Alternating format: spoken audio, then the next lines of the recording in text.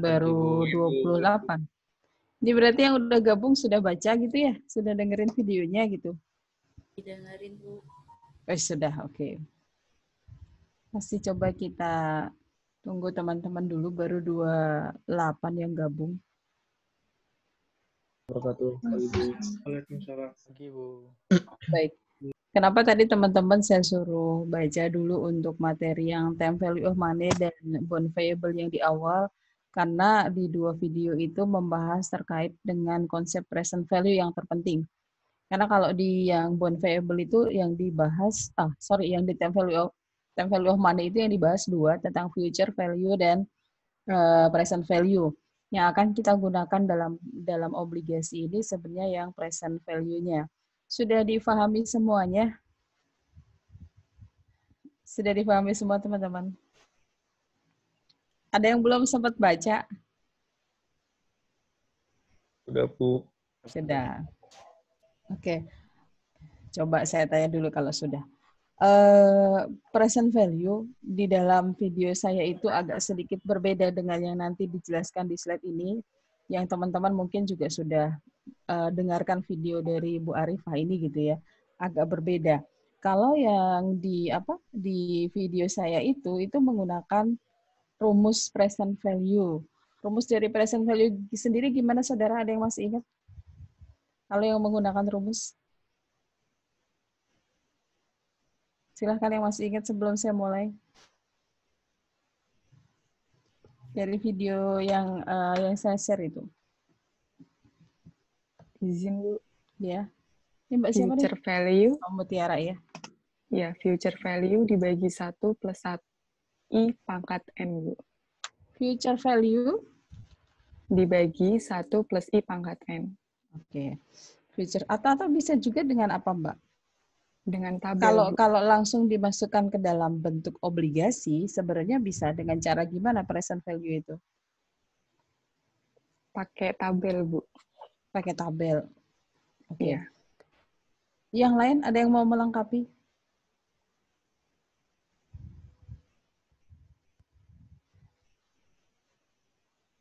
Halo, katanya sudah baca semuanya. Jadi sebenarnya di sana yang saya maksudkan adalah present value itu bisa dihitung menggunakan rumusnya sendiri merupakan present value dari nominal obligasi itu sendiri dan present value dari anuitas pembayaran bunga. Nah, kalau present value dari nominal tentunya rumusnya adalah present value nominal dari obligasi itu sendiri dikalikan dengan 1 per 1 plus N. Gitu kan ya. Sorry, I per 1 plus I. Kok ya 1 ya, I. Jadinya di sini adalah I-nya itu yang kita harus hati-hati, I-nya itu adalah bunga yang berlaku di pasar, bukan bunga yang berlaku di dalam obligasi, tetapi justru bunga pasar gitu ya. Kemudian kalau present value anuitasnya sendiri gimana anuitas pembayaran bunga? Pembayaran bunganya kita hitung menggunakan prosentase kupon rate-nya, yaitu kupon yang ada di dalam obligasi, dikalikan dengan nominalnya, kemudian dikalikan dengan apa rumusnya? 1 dikurangi 1 plus I pangkat N dibagi dengan I.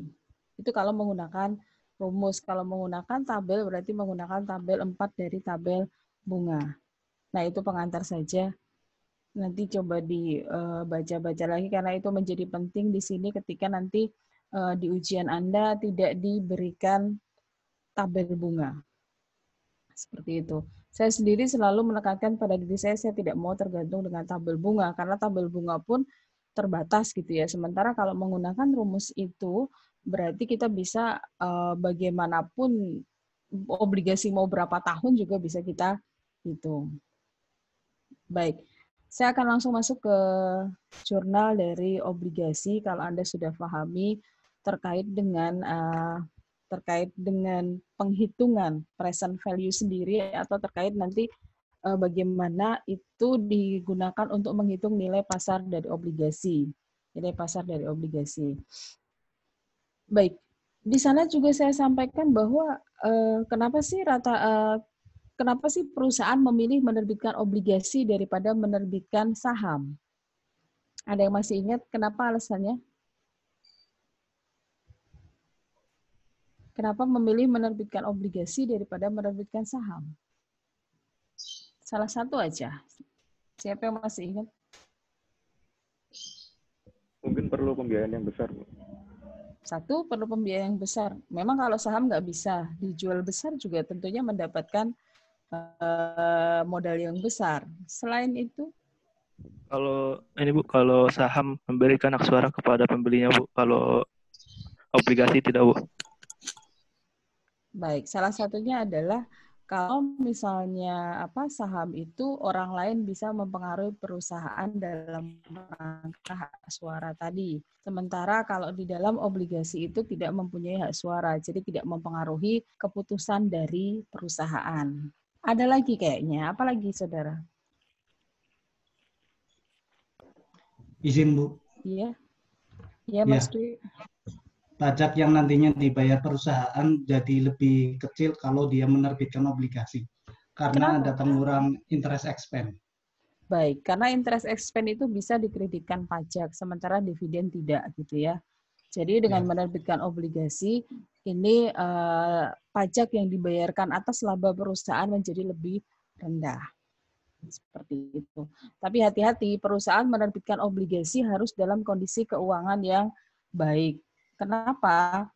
Karena obligasi itu mau punya uang, mau tidak harus dibayar hutangnya pada saat yang sudah ditentukan. Sementara kalau saham tidak gitu ya. Kalau saham, kalau misalnya nggak punya uang, ya udah nggak usah bagi dividen. Seperti itu. Itu beberapa contoh. Ada empat alasan kenapa perusahaan menerbitkan obligasi sebenarnya. Menaikkan earning per share, misalnya.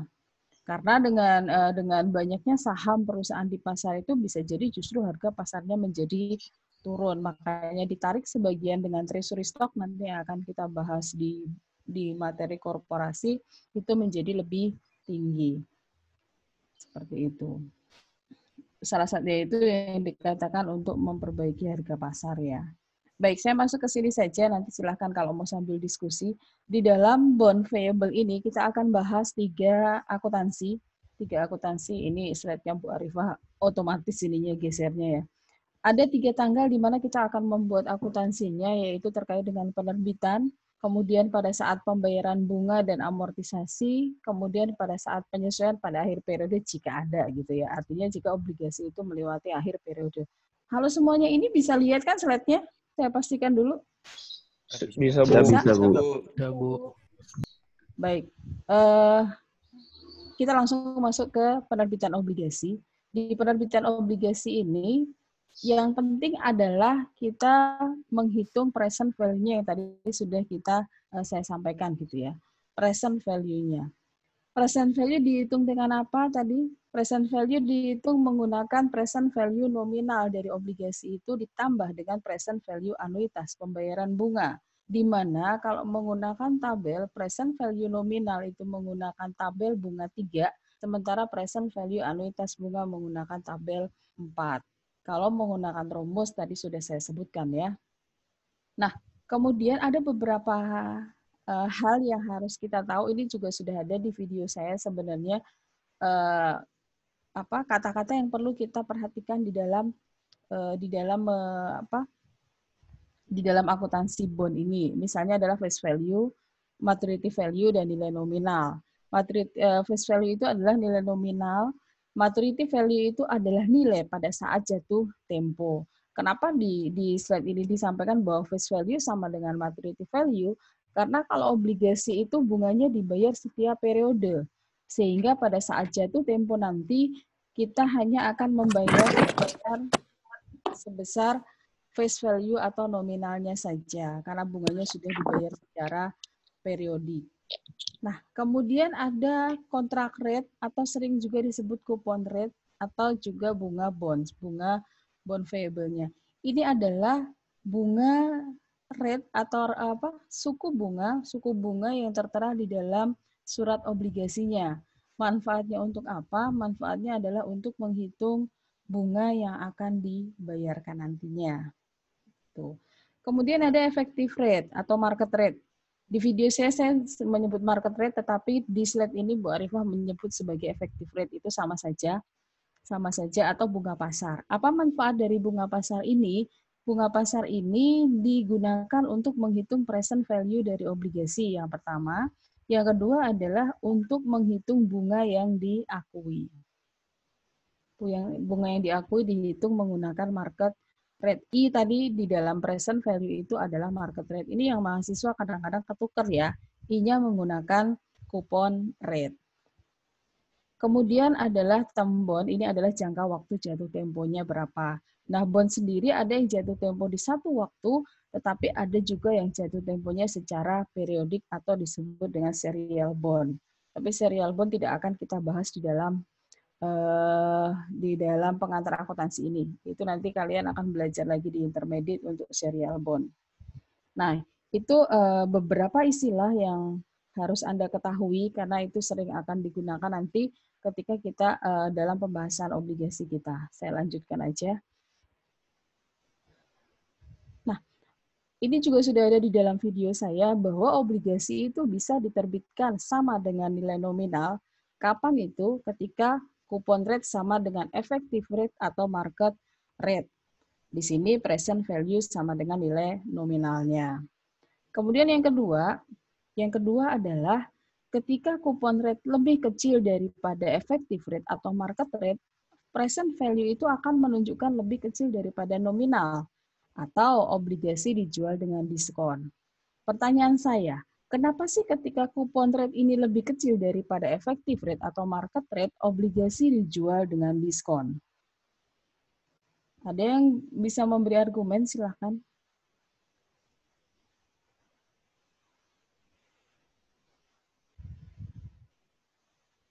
Silakan.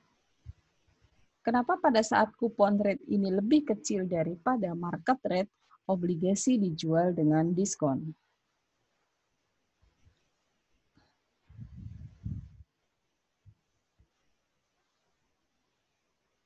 Silakan. Salah tidak masalah ya, kita sama-sama belajar. Salah tidak masalah. Apa alasan kenapa coupon rate lebih kecil daripada market rate, obligasi dijual dengan diskon? Hasil present value-nya memang diskon. Ya, silahkan Mbak Maulada. Mungkin karena present value-nya lebih kecil daripada face value-nya, jadi kita lebih untung gitu, Bu. Kita di sini justru rugi loh Mbak, diskon. Karena kita membutuhkan uang 100.000 misalnya, tetapi kita hanya menerima 95. Seperti itu kan, karena present value-nya lebih kecil. Nah, kenapa seperti itu? Ada lagi satu suara lagi. Kenapa ketika coupon rate? Ya, silakan Mbak Sinta. Mungkin agar dapat menarik banyak peminat yang ingin membeli obligasi, Bu. Baik. Sudah mendekati gitu ya. Jadi, ketika coupon rate tadi menunjukkan bunga yang akan kita bayar ya. Lebih kecil daripada market rate, obligasi dijual dengan diskon. Supaya orang mau beli. Kenapa sih? Karena market rate ini adalah suku bunga yang berlaku di pasar di instrumen yang lain. Kalau misalnya obligasi kita yang bunganya lebih kecil ini tidak kita jual dengan diskon, orang akan memilih membeli instrumen yang lain, deposito dan seterusnya yang memberikan bunga lebih besar. Itu sebenarnya alasannya. Jadi sudah mendekati tadi Mbak Sinta ya. Nah, berikutnya adalah ketika premi. Ketika premi ini terjadi ketika coupon rate-nya lebih besar daripada market rate. Nah, di sini justru kita akan menerima uang di atas nominal obligasi kita. Kenapa orang mau beli di atas nilai nominal? Karena kita menjanjikan bunga lebih tinggi daripada bunga yang berlaku di dalam surat berharga yang lain atau instrumen yang lain. Jadi walaupun awalnya membeli di atas nilai nominal, orang mau karena akan menerima return dalam bentuk bunga yang lebih besar daripada kalau dia menginvestasikan di dalam surat berharga yang lain. Seperti itu. Baik, saya langsung ke contoh. Ini kalau kuliah pakai Zoom jadi serius banget gitu ya. Jadi serius banget. Baik, pada saat penerbitan bond, contohnya di sini, pada tanggal 1 Januari 2019 menerbitkan bond dengan nominal 100.000, kupon rate-nya 9%, jangka waktunya adalah 5 tahun. Bunga dibayarkan setiap 1 Januari atau dibayarkan per tahun berarti.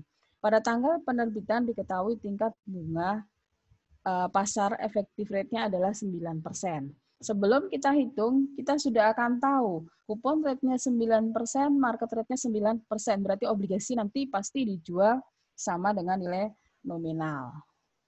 Seperti apa? Nah, kenapa sama dengan nilai nominal? Kita hitung present value. Present value ini adalah harga pasarnya.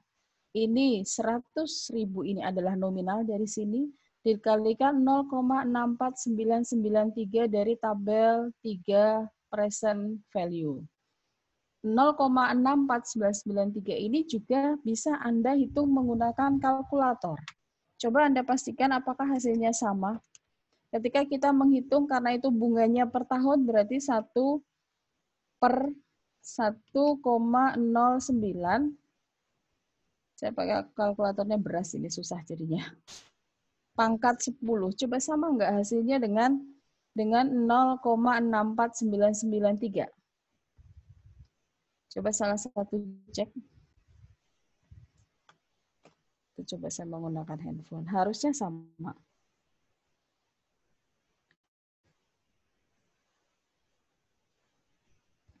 Ada yang sudah ngecek? 1 plus 0,09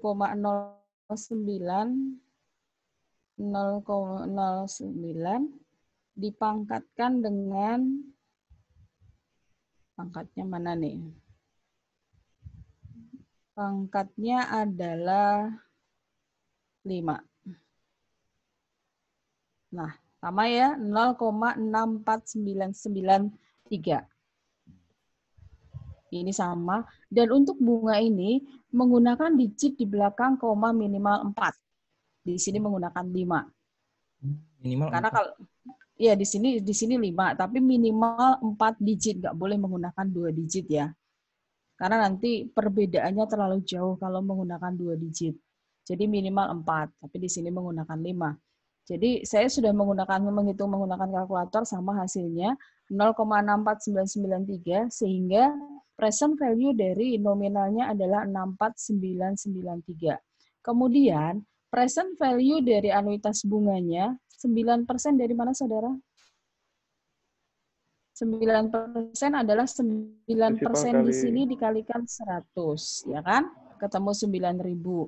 Nah, 3,88 ini berarti menggunakan rumus. Kalau menggunakan rumus berarti 1 dikurangi 1 plus 1 plus I, pangkat N-nya, N itu adalah periode bunganya dibagi dengan I. Kita coba. Saya menggunakan kalkulator. Dikurangi 1 dibagi dengan 0,09. Nah, hasilnya adalah 3,88965. Saya menggunakan kalkulator. Anda tidak usah menghitung dari awal lagi, rumusnya kelihatannya panjang ya. 1 dikurangi 1 plus 1 per 1 plus I pangkat N dibagi dengan I gitu. Nggak perlu seperti itu. Dari hasil perhitungan yang pertama ini tadi kan sudah 1 per 1 plus I pangkat N. Ya kan? Berarti tinggal dikurangi 1 dibagi dengan I-nya 0,09. Gitu. Jadi saya kalau menggunakan kalkulator, kalau sudah ketemu ini, jangan dihapus dulu dari kalkulator, tinggal dikurangi 1, hasilnya minus sih, tapi nggak masalah, karena kita tidak mempedulikan minus atau plusnya. Dikurangi 1 dibagi dengan 0,09. Hasilnya, kalau di kalkulator saya 9 digit ya, 3,8896512633. Itu kan. Saya ambil 5 digitnya, 3,88965. Itu kalau menggunakan kalkulator. Tapi ini juga bisa Anda lihat di tabel bunga 4 yang ada di lampiran ini ya. Sehingga hasil bunganya, anuitas bunganya 35007, sehingga totalnya adalah 100. Seperti itu. Sampai sini ada pertanyaan dulu sebelum kita ke jurnalnya? Silahkan. Aman sampai sini? Baik, kalau aman saya lanjutkan ke jurnal. Karena present value-nya sama dengan nominal, berarti jurnal yang kita buat adalah pada tanggal 1 Januari 2019, kas yang kita terima 100, cash pada bond payable sebesar 100. Seperti itu. Nah, berikutnya, tadi akuntansi untuk pembayaran bunganya. Pembayaran bunganya per tahun berarti akan dibuat pada tanggal 31 Desember per tahun. Tadi bunganya dibayar tiap tanggal berapa, Saudara? 1 Januari ya? Iya, Bu, tanggal 1, Bu. Nah, 1 Januari. Nah, 31 Desember, seperti yang saya bilang kemarin pada saat kita bahas tentang current liabilities, ciri khas dari buku Keso ini selalu dibayarnya di awal bulan, tetapi 31 Desembernya kita membuat penyesuaian terlebih dahulu. Nah, 31 Desember sebagai akhir periode akuntansi, kita membuat jurnal terlebih dahulu. Jurnalnya adalah interest expense pada interest payable, karena belum dibayar. Ini tadi bunga yang dibayar, rumusnya adalah 9% dikalikan 100. Nah, pada tanggal 1 Januari, pada saat membayar bunga pertama adalah interest payable pada cash. Asumsinya di sini berarti tidak menggunakan reversing entries, tidak menggunakan jurnal pembalik. Seperti itu. Sampai sini bisa difahami? Bisa, Bu. Bisa. Bu. Oke. Pokoknya kalau ada yang nggak jelas langsung interupsi saja ya. Nah, berikutnya. Pada saat jatuh tempo, jadi bunganya setiap 1 Januari selama 5 tahun itu akan dibayar terus selama 5 tahun, sehingga pada maturity date nanti yang dibayar hanya pokok pinjamannya saja. Bond payable pada cash sebesar 100.000. Kayaknya kalau untuk yang sama dengan nilai nominal nggak masalah ya. Jurnalnya bisa difahami. Sekarang berikutnya. Contohnya sama, tapi kita akan bahas yang kedua pada saat diskon gitu ya. Oke. Pada tanggal 1 Januari ini sama, PT Meka menerbitkan bond dengan nominal 100, kupon rate-nya 8% 5 tahun. Hati-hati, bunga dibayar setiap 1 Januari dan 1 Juli. Ini adalah berarti bunganya dibayar semi-annually gitu ya. Pada tanggal penerbitan diketahui tingkat bunga pasar atau effective rate-nya adalah 10%. Kita belum menghitung, tetapi kupon rate 8% dan market rate-nya adalah 10%, sehingga kupon rate lebih kecil daripada market rate, kita sudah akan tahu bahwa obligasi ini nanti hasilnya adalah diskon. Kita buktikan. Present value-nya adalah 100.000 dikalikan 0,61391, dari mana N-nya 10. Hati-hati, N-nya di sini 10 bukan 5, walaupun di sini 5 tahun. Kenapa? Karena N ini adalah periode pembayaran bunga. Bunganya dibayar 2 kali dalam setahun. Kalau 5 tahun berarti 10 kali pembayaran bunga. I-nya adalah 5, dari mana setengah dari ini. Setengah dari 10%. Jangan 10% yang dipakai, tapi setengahnya, karena bukannya dibayar setiap setengah tahun. Ini present value dari bunganya, ketemu berapa di situ, saya ketutupan tulisan. Mas Ansor di ketutupan tulisan ini nih. Ketutup tulis foto-foto kalian ya. Fotonya bisa diinikan aja, nggak dikecilkan, atau coba saya kecilkan aja. Nah, sip. Nah, di sini ketemu present value dari prinsipalnya atau nominalnya adalah 61391. Kemudian present value bunganya adalah sebesar 30.887. Di sini 4.000 bunganya. Kalau bunga ini selalu dari kupon rate. Kupon rate-nya adalah setengah tahun 4% dikalikan 100, sehingga ketemu 4.000. Faktornya adalah 7,72173. Anda bisa menggunakan tabel atau menggunakan kalkulator tadi. Nah, terbukti di sini ketemu bahwa present value atau harga jualnya adalah 92.278 di bawah nilai nominal. Seperti itu. Di bawah nilai nominalnya.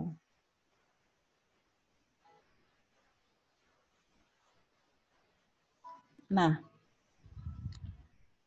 Berikutnya, kalau seperti ini jurnal pada saat penerbitannya gimana?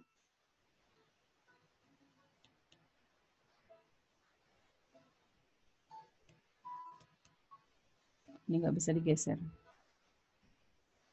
Nah, jurnal pada saat penerbitannya adalah 1 Januari, jurnalnya adalah cash pada bond payable sebesar harga pasarnya, yaitu 92278 hasil perhitungan tadi.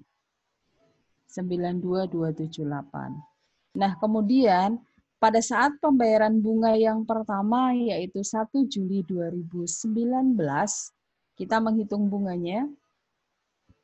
Nah, setengah tahun, hati-hati.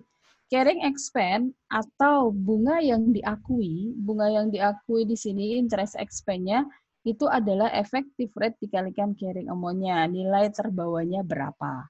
Jadi di sini adalah effective rate dikalikan dengan nilai terbawa yang pertama, atau sama dengan harga pasar. 5% dikalikan 92278. Ketemulah 4.614. Ini juga hasil pembulatan. Jadi kalau nanti ketemu koma-koma banyak, lupakan komanya, Anda menggunakan satuan penuh saja. Nggak usah diperhatikan komanya, tapi dibulatkan ke satuan penuh. Nah, kemudian ini bunga yang diakui adalah 4614. Bunga yang dibayarkan rumusnya adalah kupon rate dikalikan dengan nominal. 4% dikalikan dengan 100. Sehingga ketemu 4.000. Ada selisih ya di sini. Selisihnya adalah 614. Ini yang merupakan amortisasi diskon. Apa sih sebenarnya amortisasi diskon? Jadi tadi ada selisih ya antara, saya kembali ke sini.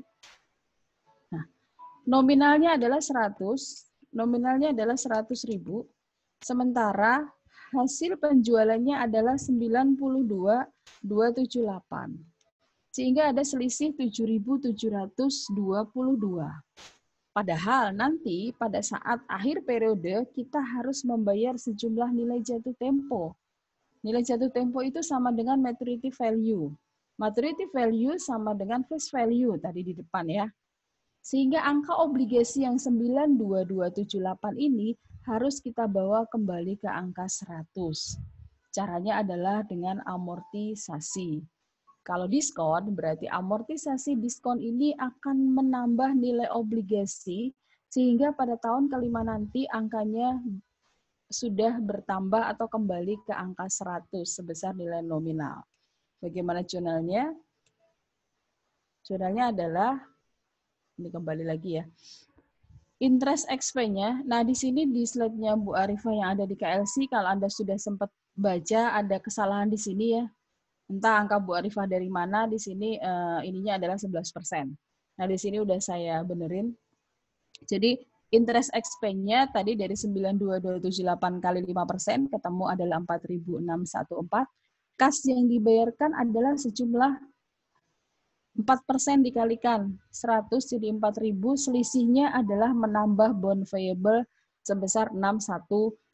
Sehingga sekarang nilai terbawa dari obligasi itu sudah bertambah dari 92278 ditambah dengan 614. Nilai terbawanya menjadi 92892.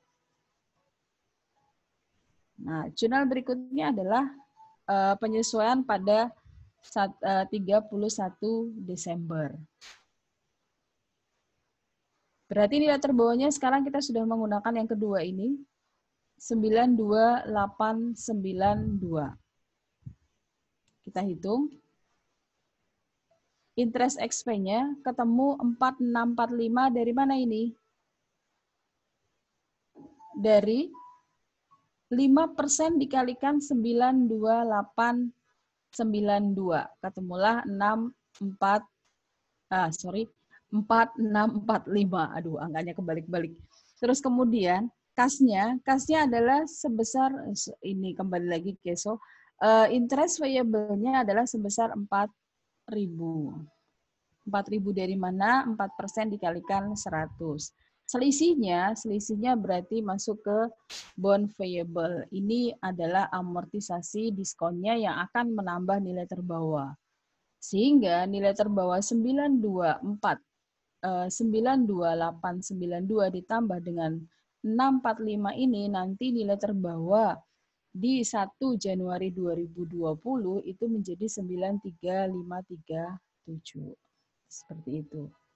Karena di Keso tidak menganut jurnal pembalik, sehingga pada tanggal 1 Januari di sini langsung dibuat jurnal interest expense pada cash sebesar 4.000. Seperti itu. Saya mau hilangkan ini. Oke, seperti ini. Sampai sini bisa dipahami? Nanti sehingga tahun kelima itu sudah bertambah terus, tahun kelima itu nanti saldonya sudah kembali ke 100. Sampai sini. Silahkan kalau ada yang mau ditanyakan.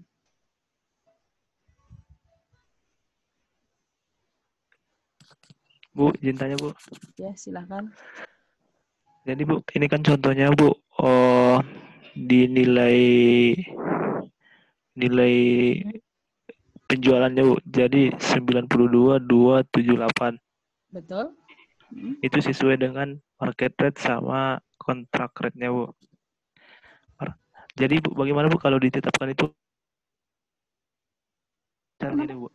Misalnya, Bu, kalau harga jual obligasinya ditentukan 93.000. Oke. Jadi kan nanti Bu di tahun ketiga pasti sudah lebih dari 100.000, Bu. Dari amortisasinya, Bu. Kalau misalnya kita menjualnya dengan persentase ya 93% gitu ya. 93% artinya di bawah nilai nominalnya. Nanti yield-nya di sini pasti bukan 10%, tapi kita menggunakan trial error berapa sih kira-kira bunga pasarnya. Bukan 10% pasti. Jadi di soal pasti diketahui, ada 2 tipe soal nanti, di mana di sini diketahui yield-nya berapa persen sehingga kita menghitung present value, atau diketahui seperti tadi 93%. Kalau 93% justru kita harus menghitung kira-kira bunga pasarnya berapa. Mungkin di manajemen keuangan sudah diajarin. Jadi justru dari hasil kita menghitung kira-kira bunga pasarnya berapa. Gitu. Bukan 10% kalau seperti itu ya. Jadi tetap aja nanti setelah kita ketemu dengan yield-nya dengan rumus yang ada. Dengan rumus yang ada di appendix ini ada enggak ya untuk rumus yang itu? Nanti coba saya carikan. Saya share nanti bagaimana cara menghitung ketika di soalnya itu diketahui menggunakan prosentase dan kita harus menghitung bunga pasarnya atau yield-nya itu berapa. Itu juga bisa soal seperti itu, tapi tidak pernah keluar di ujian gitu ya. Susah soalnya menghitung menghitung yield-nya itu lebih susah. Tapi teman-teman yang penempatan di JPPR barangkali sudah terbiasa menghitung yield ya. Kira-kira berapa sih bunga pasarnya gitu. Seperti itu, Mas Amin. Oh, jadi Bu, kalau misalnya sudah ditentukan harganya, tapi itu kita harus cari lagi, Bu, berapa bunga pasarnya. Itu tidak ditentukan, Bu. Tidak. Kalau misalnya, Bu, harga jualnya sudah ditentukan 93.000, terus bunga pasarnya 10% gitu, Bu. Bisa jadi tidak pas. Kalau kondisinya seperti ini, bunga pasar 10% hasilnya adalah 92. Kalau 93, pasti dia antara 9 dan 10. Gitu. Bu, maksud saya nanti hasil akhirnya memang tidak pas 100, Bu. Itu selisihnya bagaimana gitu, Bu? Kalau obligasi seharusnya kembali ke angka nominal, Mas. Makanya tadi ketika sudah diketahui harga pasarnya menggunakan nominal, ya kita harus mencari yield yang di sini berapa. Seperti itu. Tidak menggunakan 10% pastinya. Tapi kira-kiranya berapa? 9, sekian itu pasti. Gitu. Ada kok rumus mencari ininya ada.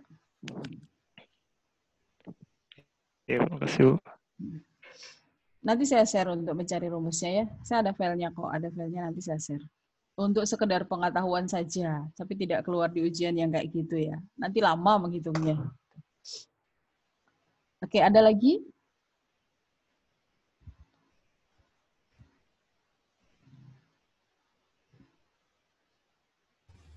Baik, kalau Izin, tidak. Bu. Oh ya, silakan Mbak. Ini Mbak Mungkin siapa? bisa dijelaskan, Sinta, Bu. Mungkin bisa dijelaskan, Bu, kalau misalnya pakai apa namanya jurnal pembalik, jadinya seperti apa, Bu? Oh, baik. Kalau misalnya di sini kita buat jurnal pembalik ya, di 1 Januari sebelum kita membayar ini, kita buat jurnal pembalik, berarti penyesuaiannya yang kita balik hanya interest payable-nya saja, untuk bond payable tidak dibalik. Jadi di 1 Januari kita membuat jurnal dulu, interest payable pada interest expense sebesar 4.000, kemudian kita baru membuat jurnal interest payable pada cash sebesar 4.000. Gitu sih, Mbak. Jadi jurnal pembaliknya adalah interest payable pada interest expense sebesar 4.000, sebesar bunga yang dibayar, kemudian baru jurnal ini dibuat. Oh, berarti jurnalnya pembayaran sama aja ya, Bu ya? Jurnal pembayarannya di sini menjadi interest expense. Expense. Oh, siap. Makasih, Bu. Jadi expense. Ada lagi?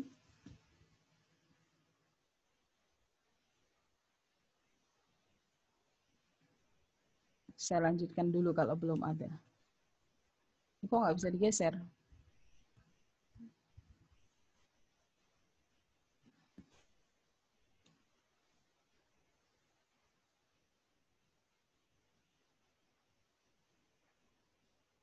Ini tabel perhitungan bunganya tadi ya.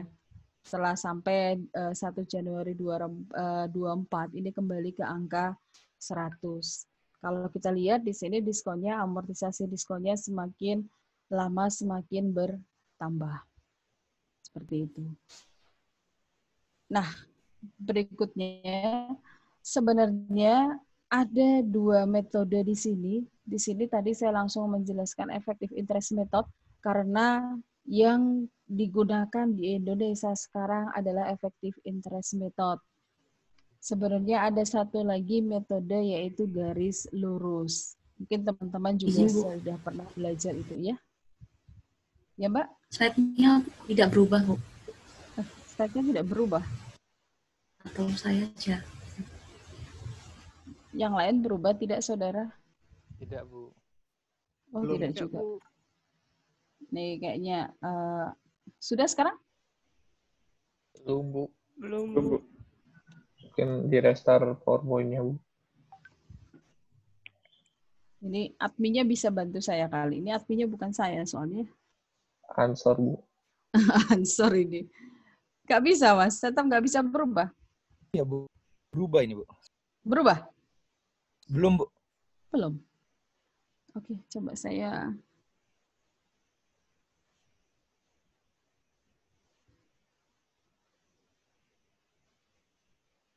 Saya share ulang barusan ya. Sekarang bisa? Berubah, Bu. Sudah. Ini di-share ulang ya. Baik. Saya lanjutkan. Saya lanjutkan untuk yang premi. Jadi kenapa saya tidak membahas lagi untuk garis lurus gitu ya. Strike line untuk amortisasinya karena memang tidak digunakan dan di RPS kita memang sudah dikeluarkan. Nah, sekedar pengetahuan saja, kalau misalnya menggunakan garis lurus itu lebih mudah karena selisihnya tadi yang 7.000 sekian tadi, 7.722 selisih antara 100 dengan 92278 itu langsung dibagi dengan 10 periode. Jadi amortisasi diskonnya atau preminya itu adalah flat, tapi itu tidak digunakan lagi. Jadi sekarang yang digunakan adalah effective interest method saja. Baik, saya ke yang ketiga. Yang ketiga itu adalah ketika obligasi dijual dengan premi, di mana kondisinya adalah coupon rate-nya lebih besar daripada effective rate. Seperti itu. Langsung ke contoh. Pada tanggal 1 Januari 2019, PT Master menerbitkan bond dengan nominal 100.000, 8% 5 tahun. Bunganya dibayar semi-annually 1 Januari dan 1 Juli. Pada tanggal penerbitan diketahui tingkat bunga pasar atau effective rate-nya adalah 6%. Belum menghitung kita sudah tahu coupon rate-nya lebih besar. Kita jual aja dengan premi, orang pasti mau beli kok gitu ya. Karena kita menjanjikan bunga lebih tinggi. Gitu. Nah, jadi cara menghitungnya adalah sama dengan tadi ya, 100.000 dikalikan dengan faktornya berapa. Anda boleh menggunakan rumus atau menggunakan tabel sehingga ketemu 74409. Kemudian present value untuk annuity bunganya adalah 4% ini coupon rate dikalikan 100, ketemu 4.000 dikalikan dengan faktornya. Tabel bunga 4. Sehingga ketemu 34121. Sehingga totalnya langsung hasil penjualannya adalah 108.530. Seperti itu. Jurnalnya seperti apa? 1 Januari berarti kita akan membuat jurnal cash pada bond variable 108.530 di atas nilai nominalnya. Dan ingat, nanti pada tahun 2024 kita harus membayar sebesar 100 saja. Makanya yang 8.530 ini harus kita alokasikan dari 2019 sampai dengan 2024 sehingga di 2024 nanti saldo bond variable-nya tinggal 100.000. Caranya seperti apa? Dengan amortisasi premi.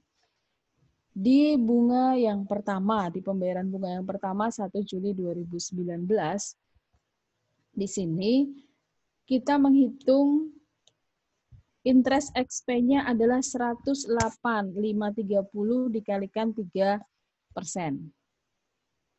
Dikalikan 3%, jangan bingung. Di videonya Bu Arifah di sini juga harus dikoreksi. Cuma salah tulis aja, karena yang disampaikan benar karena Bu Arifah membaca ininya saja.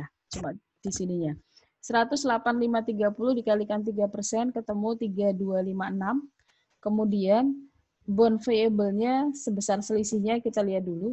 Cash yang dibayarkan selalu 4.000, jadi interest expense itu adalah yang diakui sebesar 3.256, yang dibayarkan adalah 4.000. Jadi ada selisih sebesar 744. Ini yang kita amortisasi pada tanggal 1 Juli 2019. Seperti itu. Jadi nilai obligasi sekarang 108.530 dikurangi dengan 744.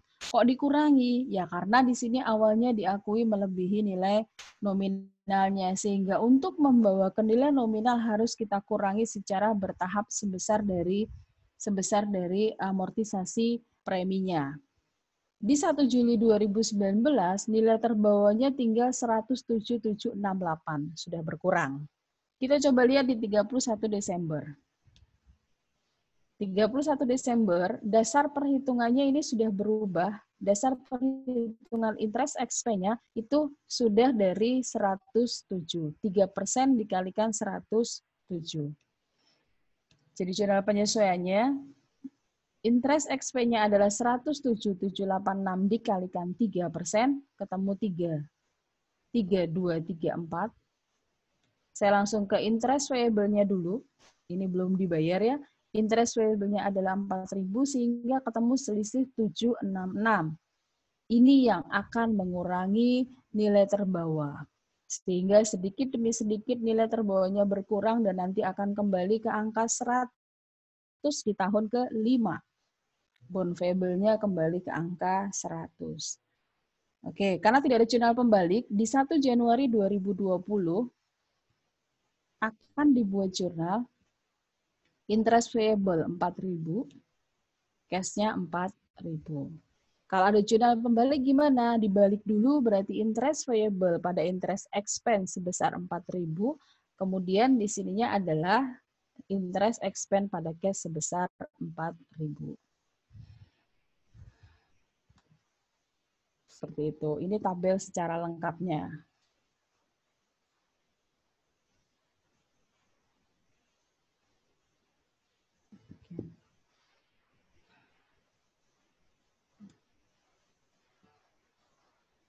Baik. Kalau tidak ada masalah, saya lanjut ke pelunasan. Pelunasan itu bisa dilunasi pada saat jatuh tempo, bisa juga sebelum jatuh tempo. Kalau dilunasi pada saat jatuh tempo gampang, karena apa? Nilainya adalah sebesar maturity value. Maturity value di dalam obligasi itu sama dengan nilai nominalnya. Nah, yang akan lebih seru, lebih seru. Jadi, yang harus kita pahami adalah ketika kita melunasi obligasi sebelum jatuh tempo. Ini adalah untuk obligasi jenis scalable bond. Jenis scalable bond yang bisa ditarik sebelum jatuh temponya. Langsung ke contoh. Saat jatuh tempo, perusahaan mempunyai kewajiban melunasi obligasi senilai nominalnya atau face value.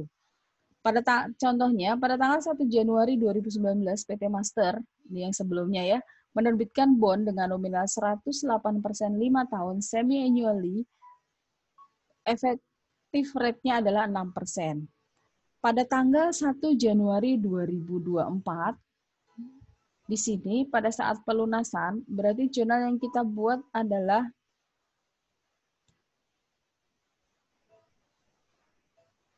keliru nggak nih saudara jurnalnya? Balik Keliru, kan. Bu. Nah, Balik. sorry saya nggak teliti, saya benerin dulu. Untung Anda tidak ngantuk gitu ya pagi-pagi kuliahnya. Nah, di sini adalah kasnya.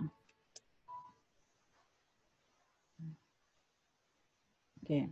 Jurnal adalah bond payable pada cash sebesar 100. Seperti itu. Ini kalau dilunasinya jatuh tempo, jadinya kita tinggal membayar sebesar nilai nominalnya saja.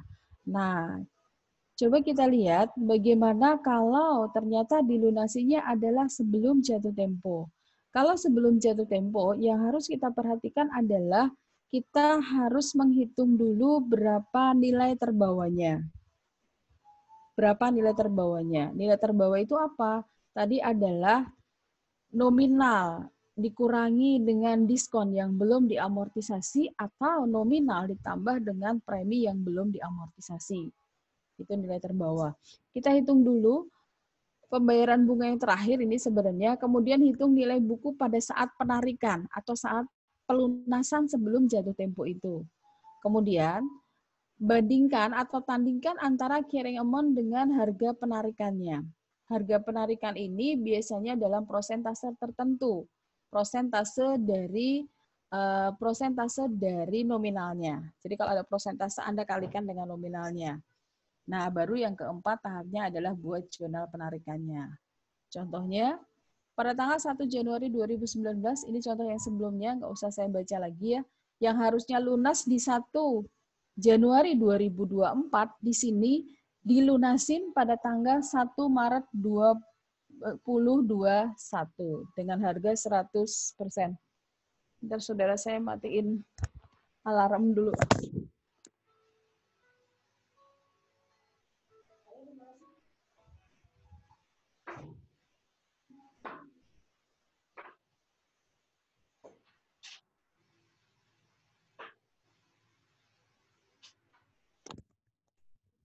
Sorry, saya kembali. Alarmnya bunyi terus soalnya. Oke. Apabila melunasi pada tanggal 1 Maret 2021, sehingga ini adalah sebelum jatuh tempo, maka pertama yang kita hitung adalah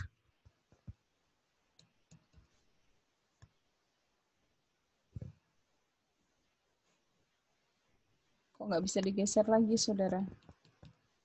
Mas Ansor bisa menggeser, kok saya agak susah. Oke. Langkah 1, ini karena jalan sendiri nih. Saya tadi mau pakai slide saya sendiri, hanya saja takutnya Anda sudah terlanjur baca slide-nya Bu Arifah, nanti jadi bingung kalau saya baca, saya menggunakan slide saya. Gimana, atau nanti saya menggunakan slide saya aja gitu ya. Oke. Ini langkah yang pertama. Langkah yang pertama adalah membuat jurnal pembayaran terutang di 1 Januari 2021 sampai dengan 1 Maret gitu ya. Nah, jadi yang pertama bunga terakhir yang kita bayar adalah di 1 Januari 21, benar? Benar, Bu. Pembayaran bunga terakhir di 21 ini adalah 1 Januari karena Maretnya sudah kita tarik. Nah, posisinya seperti ini. Tadi adalah 1 Juli, carrying amount-nya adalah 107.786. Di 1 Januari 2020 carrying amount-nya adalah 107.020. Di 1 Januari ini adalah 1 Julinya adalah 106. Kemudian di 1 Januari 2021 itu carrying amount-nya adalah 105.418. Gitu kan ya. Ini bunga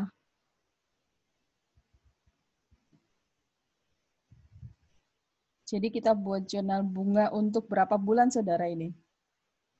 Yang belum dibayar dari tanggal pembayaran bunga terakhir sampai dengan tanggal penarikan, berarti ada yang belum dibayar dari apa? Januari, Februari, karena ditariknya tadi adalah 1 Maret. Ada 2 bulan bunga yang belum dibayar atau bunga terhutangnya. Itu kita harus hitung dulu itu.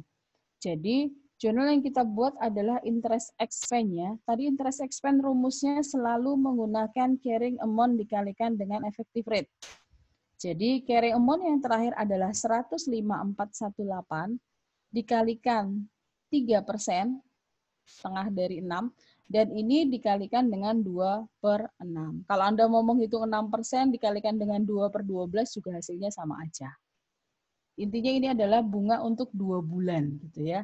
Ketemulah 1.054,18. Kemudian bunga yang dibayarkan berapa sih? Bunga yang dibayarkan adalah 100.000 dikalikan 2% sebenarnya. 1.333,33. Sehingga selisihnya adalah 279,15. Berapa carrying amount sekarang? Carrying amount-nya adalah berarti 105.418 dikurangi dengan 2. Coba dihitung, saya juga menghitung. Ini 105.418 dikurangi dengan 279,15. Jadi carrying amount pada tanggal 1 Maret 2021 itu adalah 105.138,85. Benar ya? Setelah dikurangi dengan 279. Ketemulah carrying amount pada tanggal 1 Maret 2021. Itu yang akan kita bandingkan dengan harga jualnya. Kita coba lihat. 1 Januari adalah 105, premiumnya adalah 2 bulan 279, sehingga carrying amount 1 Maret 2021 105.138,85. Tandingkan dengan harga pelunasannya. Carrying amount-nya 105.138,85, harga pelunasannya adalah 106%. Berarti 106 dikalikan nominal ketemulah 106.000. Sehingga ada selisih sebesar 861,15 dan ini merupakan loss gitu ya. Kenapa loss? Ada yang bisa menjelaskan kenapa sih di sini loss gitu ya? Kenapa pada saat carrying amount 105.138,85 dan harga pelunasannya adalah 106.000 ada loss on redemption, loss dari penarikan obligasi. Ada yang bisa menjelaskan kenapa itu dikatakan loss? Karena harga yang kita bayarkan adalah 106, padahal nilai bonusnya adalah 105, Bu. Ya. Hutang kita itu cuma 105 gitu ya. Tetapi kita harus bayar atau harus melunasi 106. Berarti ada kerugian yang harus kita tanggung sebesar 861,15. Jurnalnya seperti apa? Bond variable-nya pada posisi 105.138 sejumlah carrying amount-nya. Ada loss redemption sebesar 861,15 dan cash yang dibayarkan adalah 106. Seperti itu, saudara. Yang perlu hati-hati di sini adalah kita menentukan carrying amount-nya. Di situ yang sering mahasiswa kurang teliti pada saat menentukan carrying amount-nya itu. Nilai terbawahnya berapa? Seperti itu. Ada pertanyaan sampai sini?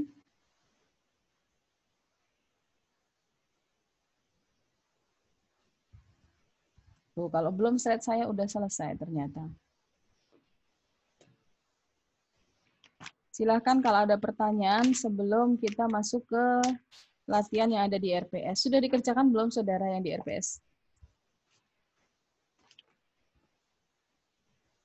Ada yang sudah mengerjakan tanpa saya suruh?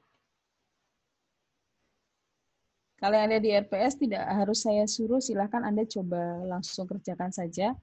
Nanti yang susah tinggal ditanyakan.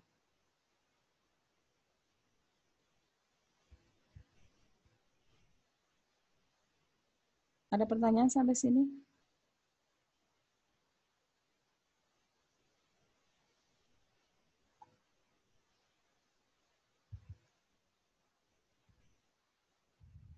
Silahkan kalau ada pertanyaan.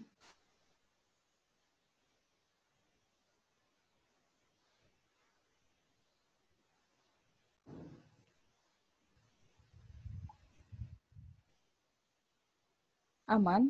Bisa difahami? Atau masih bingung semuanya ini?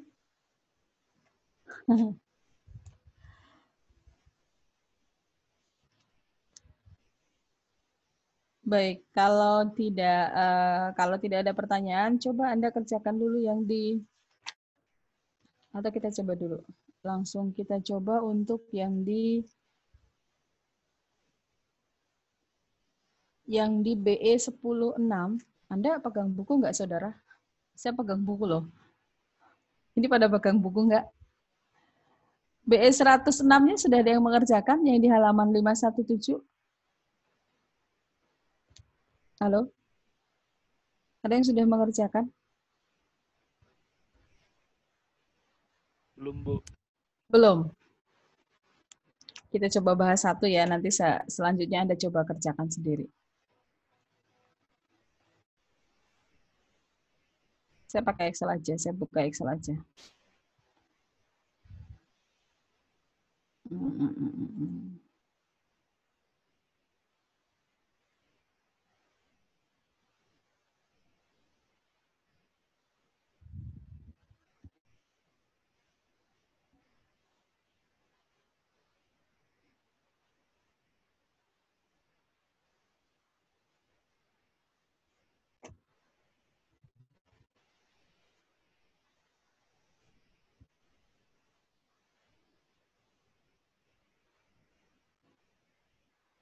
Oh, nggak bisa.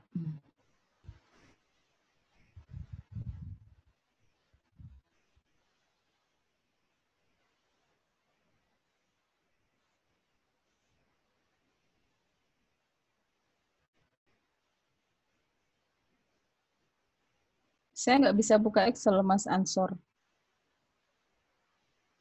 Mungkin harus dari Mas Ansor atau gimana nih? Harus dari adminnya kah? Mungkin di close dulu itu, Bu. Ininya, Bu. Bisa? Kelihatan sekarang? Belum, Bu. Belum. Share screen-nya mungkin di setting dulu. Lagi, Bu. Share Saya screen. ganti ya. Oke. Ini saya masih spreadsheet kosong ya. Sudah kelihatan sekarang? Sudah, Bu.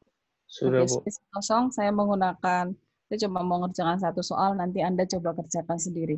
Saya coba kerjakan yang 10.6 BE. BE 10.6. Mera Ltd menerbitkan obligasi 4.000, 8% 5 tahun. Anda bisa sambil baca, saudara? Pada bawa buku nggak sih? Pada bawa buku nggak, saudara? Siap, bawa, Bu. Bawa, oke. Ya, Bu. Berarti tahu ya saya ngetik apa ini. Kalau atau soalnya nggak perlu saya tulis sebenarnya kalau Anda sudah bawa bukunya. 4.000 face value-nya. Kemudian apa lagi? Kupon rate-nya adalah 8%. Kupon rate-nya 8%. N-nya adalah bunganya dibayar kapan ini? Januari. Interest-nya adalah setiap 1 Januari, berarti N-nya 5 ya. N-nya 5. Kemudian di situ dijual pada interest-nya adalah at 100 interest. Oke.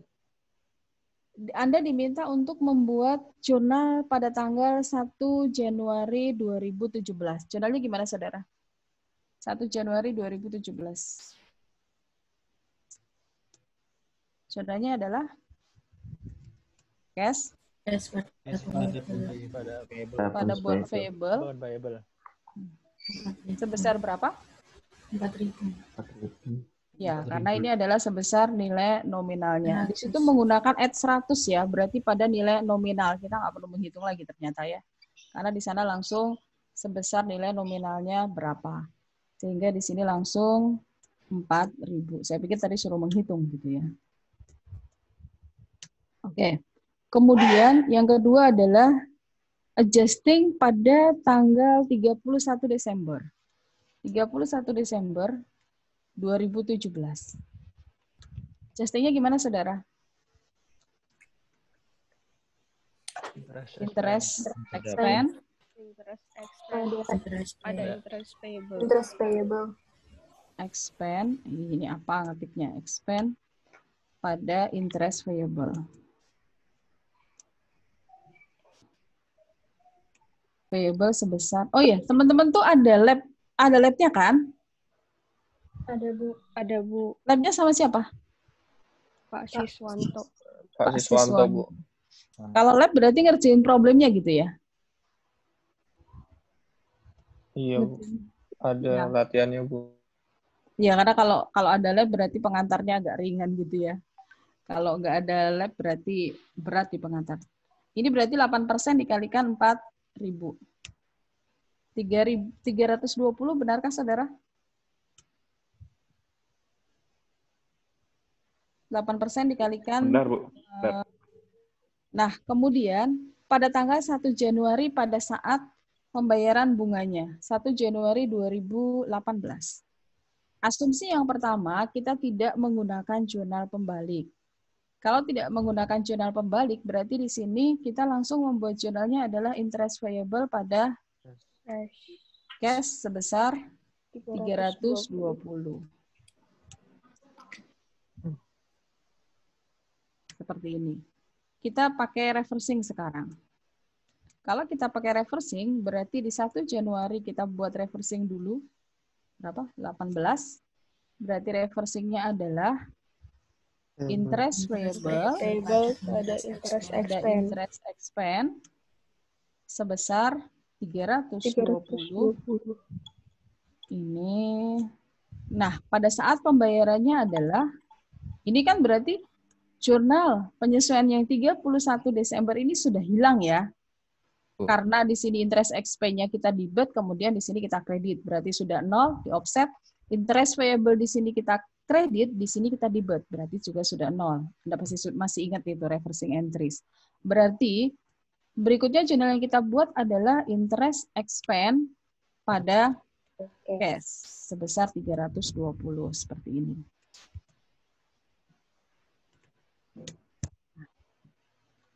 Kok 332? Gini ya, saudara.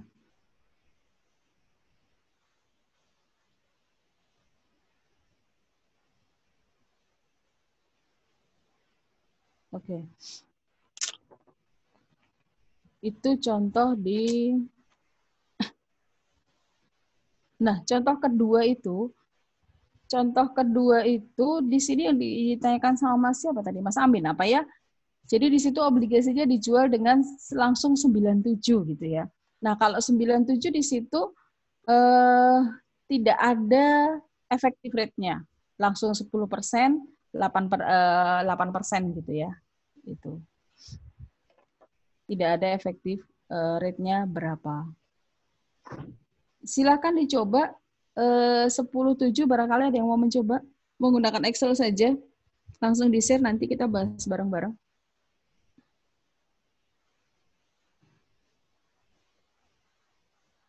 Silakan yang mau coba untuk 10.7.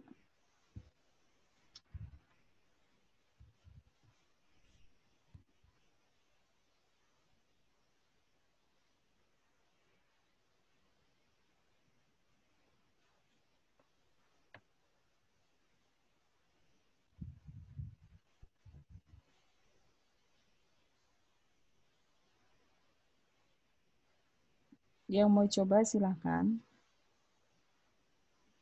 Ini saya stop biar teman-teman bisa nge-share.